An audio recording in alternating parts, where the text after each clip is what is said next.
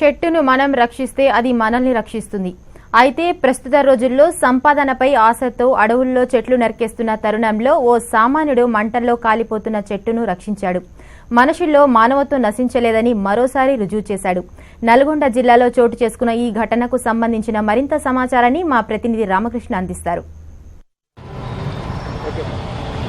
ప్రాణకోటికి జీవాధారం చెట్టు. మరి అటువంటి చెట్టు మంటల్లో కాలిపోతుంటే నాకెందుకులే అని పట్టించుకొని వెళ్ళిపోకుండా ప్రత్యేకంగా ఆ చెట్టు కాలిపోతే జీవకోటికి ఆధారమైనటువంటి గాలి లేకుండా పోతుందని భావించి ఒక పర్యావరణ ప్రేమికుడు ఈరోజు ఉదయం తన కార్యాలయానికి వెళ్తుండగా చెట్టు తగలపడడం చూసి ఆవేదన వ్యక్తం చెందడంతో పాటు పక్కనే ఉన్న హోటల్ నుండి నీళ్లు తీసుకోవడంతో పాటు ఫైర్ స్టేషన్కు సైతం సమాచారం అందించి ఆ మొక్కను కాపాడే ప్రయత్నం చేశారు. ప్రస్తుతం ఆ మొక్కను కాపాడే ప్రయత్నంలో ఆఫీస్కు వెళ్తున్న సురేష్ వృత్తిరీత్యా సుధా బ్యాంక్లో బ్రాంచ్ మేనేజర్గా పనిచేస్తున్న ప్రవృత్తిరీత్యా పర్యావరణాన్ని ప్రేమిస్తూ వివిధ రకాల కార్యక్రమాలు చేపడుతూ వస్తున్నాడు. ఆ మొక్క ఈ రోజు ఉదయం తన కార్యాలయానికి వెళ్తున్న క్రమంలో మంటలు చిక్కుగా వెంటనే స్థానికంగా ఉన్నటువంటి హోటల్లో నీళ్లు తీసుకొచ్చి వాటిని ఆపే ప్రయత్నం చేయడంతో పాటు ఫైర్ ఇంజిన్ సైతం సమాచారం అందించి ఇక్కడ ఉన్నటువంటి చెట్టును కాపాడే ప్రయత్నం చేశాడు. అసలు ఆయన ఇప్పుడు దీన్ని ఎప్పుడు చూశాడు, ఏ సమయంలో అసలు దీన్ని స్పందించి అంత ఎందుకు స్పందించి ఏ రకంగా ఇంతమంది రోడ్ల మీద వెళ్తున్నా ఎవరు స్పందించకుండా తను ఎందుకు స్పందించాల్సి వచ్చిన విషయాన్ని ప్రస్తుతం సురేష్ మనతో ఉన్నారు, అడిగి తెలుసుకుందాం. చెప్పండి, అసలు మీరు ఎప్పుడు చూశారు, ఏం జరిగింది, ఈ చెట్టును కాపాడాలనే ఆలోచన మీకు ఎందుకు వచ్చింది? నేను ఆఫీస్కి వెళ్తున్నటువంటి సందర్భంలో చెట్ల నుంచి మంటలు రేకెత్తుతున్నాయి. మంటలు రేకెత్తగానే ఒక నిమిషం నాకు ఏమీ అర్థం కానటువంటి పరిస్థితి ఏర్పడ్డది. సో ఇప్పటికే కరెంటు తీగలకు అడ్డొచ్చినాయని కొంతమంది చెట్లు నరికేస్తూ ఉన్నారు, రోడ్డు వెడల్పులో కొన్ని చెట్లను నరికేస్తూ ఉన్నారు, మిగతా ఇంట్లో ఉన్నటువంటి గృహోపకరణాలకు కావాల్సిన విధంగా చెట్లను నరుకుతూ ఉన్నారు. అదేవిధంగా మనం చదువుకోవడానికి ఏది చేయాలన్నా ఏ కార్యక్రమం నిర్వహించినా పేపర్ కావాలని చెప్పేసి ఉదయం లేవగానే మొదలుపెట్టిన కాడ నుంచి ఈ పేపర్ కోసం మనం చెట్లను నరికి పేపర్ తయారు చేసుకొని పేపర్ చదువుతూ ఉన్నాం. సో అటువంటి చెట్టు మన నల్గొండలో ఇప్పటికే చాలా చెట్లు కనుమరుగైపోయాయి. సో ఆ మంటలో వచ్చినటువంటి ఒక్కసారిగా ఆవేదన చెంది నా యొక్క ఏం చేయాలన్నటువంటి పరిస్థితి కూడా నాకు ఒక 2 నిమిషాలు అర్థం కాలేదు. వెంటనే చుట్టుపక్కల ఎక్కడ చూసినా నీరు లభించకపోతే రాజస్థాన్ హోటల్కి వెళ్ళి ఒక 10-15 బకెట్ల నీళ్లు తీసుకొచ్చేసి మంటలు ఆర్పే ప్రయత్నం చేశాను. అప్పటికి కూడా అవి అంటుకోకపోయేసరికి 101 ఫైర్ స్టేషన్కి ఫోన్ చేసి వాళ్ళు వచ్చేసరికి మళ్ళీ అడ్రస్ కన్ఫ్యూజ్ అవుతారేమని చెప్పేసి నేనే ఫైర్ స్టేషన్కి వెళ్ళి ఆఫీసర్తో మాట్లాడి వెహికల్ తీసుకొచ్చేసి మంటలు ఆర్పే ప్రయత్నం చేశాము. సో ఫైర్ ఇంజన్ వెళ్ళిపోయినా కూడా అందులో నుంచి మంటలు వస్తూ ఉన్నాయి.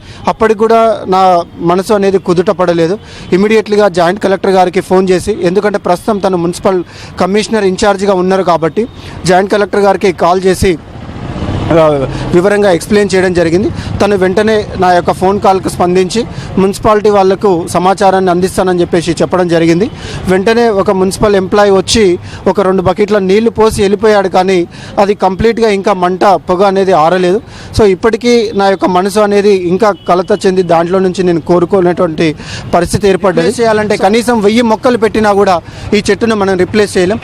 సేమ్ ఇదే సంఘటన ఒక 6 నెలల క్రితం నాకు SBH మెయిన్ బ్రాంచ్లో ఒక 40 సంవత్సరాల చెట్టుని వాళ్ళు కొట్టడానికి వాళ్ళు ప్రయత్నం చేసి మొత్తం కంప్లీట్గా కొట్టేటటువంటి పరిస్థితుల్లో నేను ఫారెస్ట్ ఆఫీస్ రేంజ్ ఆఫీసర్కి కాల్ చేస్తే వెంటనే వాళ్ళు ఫారెస్ట్ డిపార్ట్మెంట్ వాళ్ళు వచ్చి దాన్ని SBH వాళ్ళని నిలదీయడం జరిగింది.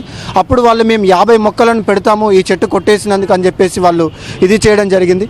కాబట్టి ఈ యొక్క సమాజానికి, ప్రభుత్వాలకు, అందరికీ నేను చెప్పేటటువంటి విన్నపం ఏంటంటే చెట్లను కాపాడండి. కొత్త చెట్లను మనం ఏ విధంగా పెట్టాలని ప్రయత్నం చేస్తూ ఉన్నామో ఉన్నటువంటి చెట్లను కూడా మనం కాపాడుకోవాలి.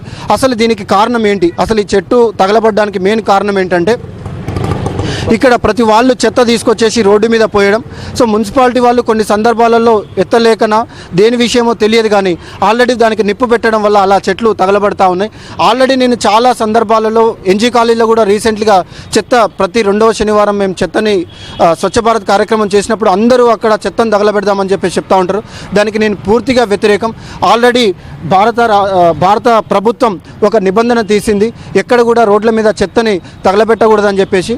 ఆల్రెడీ కొన్ని చట్టాలను కూడా రూపొందించడం జరిగింది. ఎవరి చెత్త వాళ్ళదే రెస్పాన్సిబిలిటీ అని చెప్పేసి చెప్పడం జరిగింది. అట్లనే చూసినట్లయితే అక్కడ కూడా ఒక చెత్త తగలబెట్టారు. సో దాని పరిస్థితి కూడా చాలా ఇబ్బందికరంగా ఉన్నది. కాబట్టి పర్యావరణ ప్రేమికులు, అదేవిధంగా ప్రస్తుతం ఉన్నటువంటి యువత కూడా ఆ దిశగా ముందుకు సాగి పర్యావరణాన్ని పరిరక్షించడంతో పాటు చెట్లను కూడా పూర్తి స్థాయిలో రక్షించే విధంగా చర్యలు తీసుకుంటారని నెంబర్ 1 న్యూస్ కూడా ఆశిస్తుంది. ఒక సామాన్యుని ఆవేదనను మరొక సామాన్యునికి తెలియజేసే క్రమంలో నెంబర్ 1 న్యూస్ వెంటనే స్పందించి ఇక్కడికి రావడం జరిగింది. నెంబర్ 1 న్యూస్ ఇటువంటి సామాన్యులకు నిరంతరం అండగా నిలుస్తుందని మరోసారి స్పష్టం చేస్తూ సామాన్యుడి చేతిలో సామాజిక అస్త్రంగా ముందుకు సాగుతుంది నెంబర్ 1 న్యూస్. వీడియో జర్నలిస్ట్ రాజుతో రామకృష్ణ, నెంబర్ 1 న్యూస్, నల్గొండ.